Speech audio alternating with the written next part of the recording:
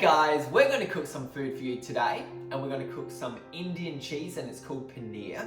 It's really yummy. It goes in lots of curries. You can put it on pizza, and we're going to cook it nice and fresh.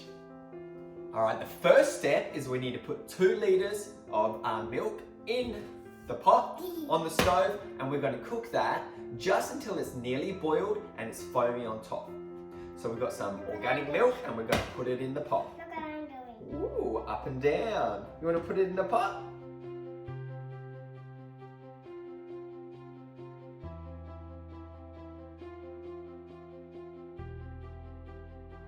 Now the milk is all foamy on top and ready for the next step. So the next step is we turn off the stove. You can put in 4 tablespoons of lemon juice or 4 tablespoons of vinegar, and then you stir it up until it curdles.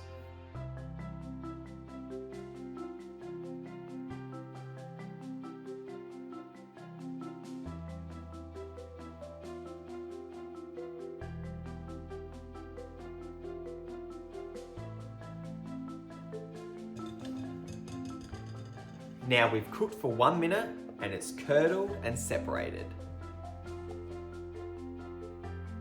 So the next step is you get a big bowl, a sieve and a cheesecloth or something similar, and we'll show you what to do. You want to grab the bowl? Big bowl, and you get the sieve and put it on top. Then you get your cheesecloth or something similar. We use a Christmas handbag and you put it over the top.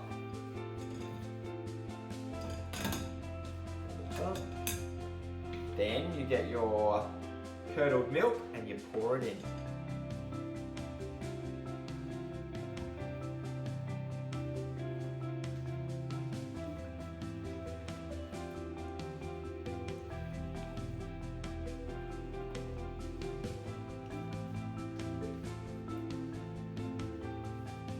You let all the whey drain out into the bowl so there's none in your cheesecloth, and that could take about 5 to 10 minutes. The next step is, once you've taken all the whey out of the paneer, you pick it up and you squeeze all the remaining liquid out. You want to squeeze the actual cheese, sweetie? And you try to squeeze it into like a disc.